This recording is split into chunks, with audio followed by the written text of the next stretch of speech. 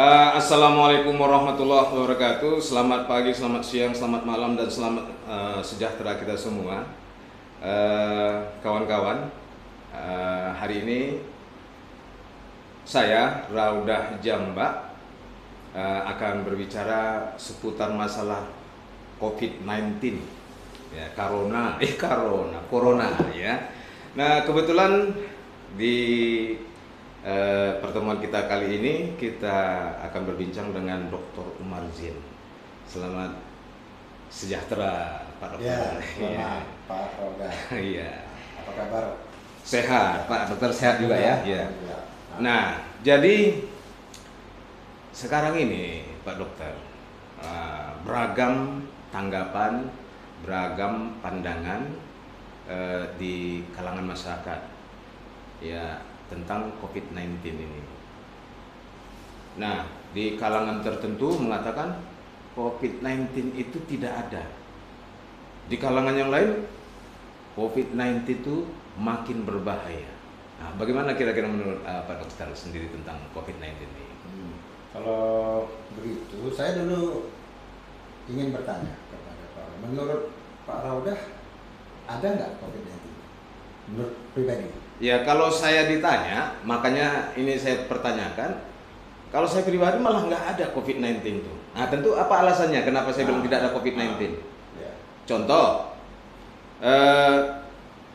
pajak masih terbuka, mal-mal masih terbuka, masih banyak juga orang-orang yang berseliweran di jalanan. Oh, berarti COVID-19 itu tidak ada. Sampai ada istilah gini, guyonnya gini kan, macam preman bilang, aku kalau nampak aja COVID-19 tuh, nampak corona itu, retak ginjalnya keluar. Iya. Oh iya, iya. Nah. Jadi memang pendapat seperti itu sangat banyak. Jadi yang kita khawatirkan, kalau pendapat itu makin banyak yang pengikutnya, makin banyak yang percaya bahwasanya COVID itu nggak ada. Jadi sebenarnya begini, ini kan sudah persoalan dunia, bukan hanya di Indonesia. Iya. Seluruh dunia lebih dari 200 negara yang sudah kewalahan menghadapi pandemi ini. Jadi kalau ini kita juga tidak percaya, siapa lagi mau kita percaya? Pakar, ahli virus, ahli kesehatan masyarakat, ahli paru, ahli penyakit dalam, semua sudah melakukan penelitian, sudah menemukan virusnya, bahkan sudah tahu lagi ada virus itu ada di strain-nya, bagaimana penularannya, sudah tahu. Badan Kesehatan Dunia juga sudah tahu. Apalagi kenapa mesti tidak percaya? Nah, jadi kenapa tidak percaya masyarakat ini? Salah satu contohnya kalau kita lihat di tengah-tengah masyarakat, di pajak-pajak tadi, di pasar-pasar tradisional tadi, masih juga orang yang jualan, masih juga berjalan-jalan, di mal-mal masih juga orang berjualan, di kafe-kafe apalagi dok, ya kan, masih banyak berjualan. Nah, yang lebih berbahayanya lagi kan, malah kebijaksanaan yang dilakukan ini malah jadi makin meresahkan masyarakat. Contoh, kalau kita kaitkan dengan pembelajaran daring ini kan, pembelajaran daring. Nah, dibuatlah stay at home, ya kan, berkarya di rumah, belajar di rumah, berdiam di rumah. Ini mama ngamuk semua. Ya, ngamuk semua. Ada yang tidak punya pulsa, ada yang tidak punya HP, ya kan, ada yang gagap teknologi. Nah, murid itu misalnya ada 40 orang, yang bisa cuma 5. Nah, terakhir ngomel lah mama orang-orang tua, enak kali lah guru-guru ini, kerja tak ada, gaji tetap katanya. Jadi itu begini sebenarnya, itu kan dampak dari suatu wabah. Jadi khususnya wabah virus corona ini, dia berbeda dengan wabah-wabah lain. Kalau misalnya kita katakan wabah demam berdarah ya, Indonesia juga pernah mengalami epidemi demam berdarah. Medan juga pernah mengalami epidemi demam berdarah. Khusus untuk demam berdarah ini, dia menular melalui nyamuk. Jadi untuk mencegahnya cukup jangan digigit nyamuk. Nah, kalau misalnya dulu flu burung, flu burung itu penularannya kalau kita bersentuhan dengan burung yang sakit, Oh. unggas maksudnya. Iya. Ya, Iya. Bukan burung yang lain. Iya. Unggas, bisa ayam, Ah. bisa bebek, Oke. bisa yang lain-lain. Kalau unggas itu sakit kemudian tersentuh sama seseorang, penyakit yang tadinya pada unggas bisa menular ke manusia.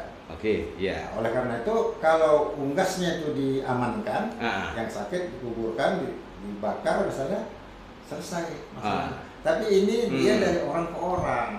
Makanya dilarang waktu itu supaya virus tidak berpindah dari satu orang yang mengandung virus atau mengandung virus ke orang lain.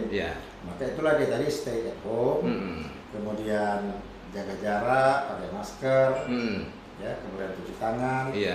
Nah, itu yang disarankan. Tetapi karena ini masanya panjang, sampai saat ini belum selesai, timbullah dampak lain, dampak ekonomi, dampak sosial, dampak di pendidikan. Nah, itu yang masyarakat belum menerima. Tapi sebenarnya masyarakat sebagian besar sebenarnya pahamnya itu. Oke, baik dok, saya potong sedikit. Nah, kalau misalnya demam berdarah, bendanya nampak, nyamuk, kan gitu kan. Kalau misalnya demam berdarah itu biasanya dengan malaria pun beda dia, kan beda. Satu di air yang bersih, satu di air yang kotor, kan gitu kan. Flu burung misalnya, bendanya ada, jadi itu nyamuknya dimatikan. Flu burung yang dimatikan, sampai ada flu babi, sampai takut orang makan ikan itu kan, masih ingat dokter ya. Ini sekarang kan corona ini nggak jelas ini statusnya.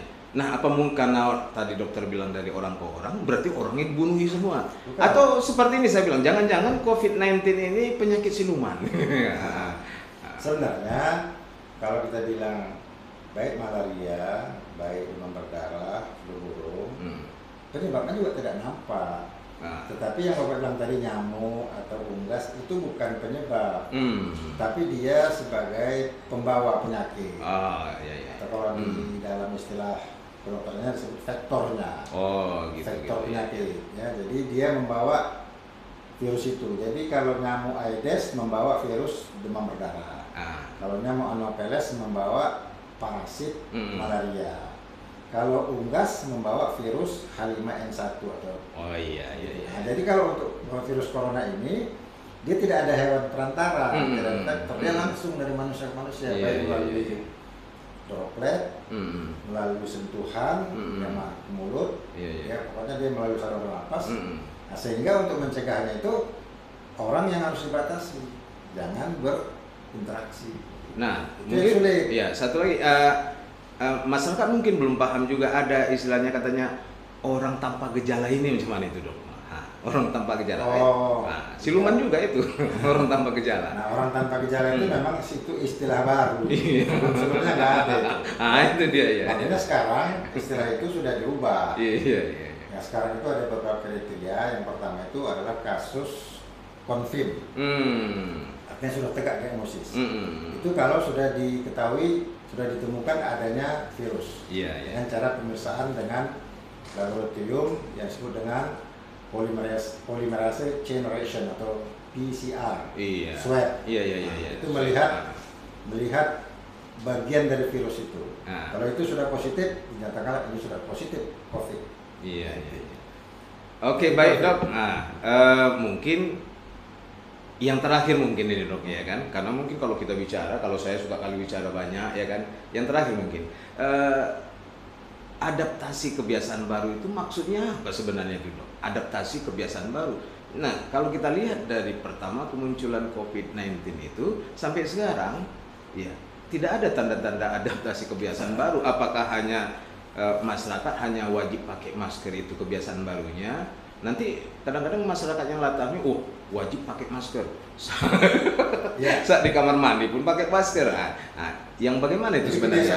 Seperti inilah, saya tetap ada masker. Masker saya. Tapi khusus untuk kita ini yang menjaga jarak, kalau kita pakai masker kan kurang jelas suara. Inilah yang disebut dengan adaptasi kebiasaan baru. Standby ada masker. Masker tetap harus ada. Masker ini sebagai pelindung diri, melindungi diri sendiri dan melindungi orang lain. Jadi kalau saya pakai masker, saya melindungi Pak Raudah dari kemungkinan tertular. Kalau Pak Roda pakai masker, juga begitu. Jadi kalau bisa dua-dua pakai masker. Macam gini dong. Iya, pakai masker gini. Cuma nanti suara kita nggak jelas gitu ya. Ya begitu lah, itu kan diadaptasi. Iya. Adaptasi. Jadi kalau banyak juga orang di media, di TV bicara juga pakai masker. Tapi kalau memang ada situasi tertentu mungkin perlu buka supaya lebih jelas. Iya. Itu satu. Yang biasanya orang tak pakai masker sekarang pakai masker. Itulah kebiasaan. Iya.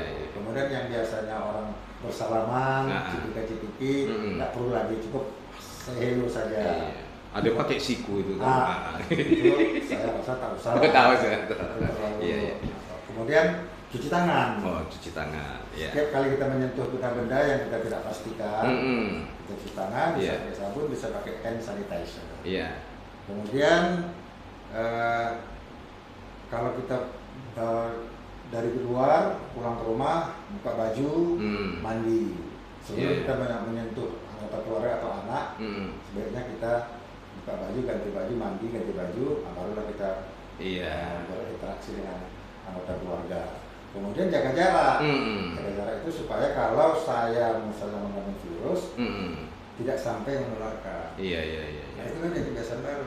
Oke, baik dok. Sebenarnya intinya adalah bagaimana kita dilatih supaya tetap dalam koridor hidup bersih gitu kan. Iya. Jadi setiap saat selalu hidup bersih. Nah, kalau misalnya ada dalam Islam itu berwuduk itu bersuci terus jangan sampai putus wuduknya, tetap bersih.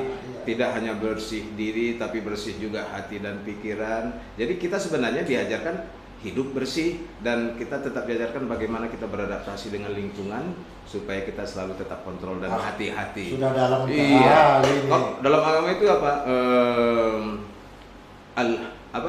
Kebersihan itu adalah sebagian dari iman. Iya, dokter religius juga. Oke. Jadi teman-teman, kawan-kawan, menarik sekali pembicaraan kita dengan Dr. Umar Zain ini. Nah, kalau seandainya ada hal-hal yang mungkin kurang berkenan bagi kawan-kawan, itu tentunya kekhilafan kami. Tapi pada intinya adalah bagaimana kami ingin menyampaikan ke masyarakat bahwa ya kita harus tetap kontrol diri, jangan mentang-mentang gitu, wah mentang-mentang tidak ada kejadian terus kita suka hatinya. Ya paling tidak itu kita menjaga diri kita sendiri. Kalau udah kita mampu menjaga diri kita sendiri, maka kita akan mampu menjaga keluarga kita. Dan kalau kita sudah mampu menjaga keluarga kita, maka kita juga bisa menjaga negara, bahkan dunia. Oke, banyak sebenarnya yang disampaikan dengan Dr. Umar Zain. Terima kasih Dr. Umar Zain atas pembicaraan kita hari ini. Oke, kawan-kawan, terima kasih juga sudah menyaksikan dialog kami yang sebentar ini. Mungkin ada dialog-dialog yang lain yang lebih bernas lagi, yang luar biasa dengan Dr. Umar Zain. Terima kasih atas perhatiannya. Assalamualaikum warahmatullahi wabarakatuh. Salam sejahtera untuk kita semua.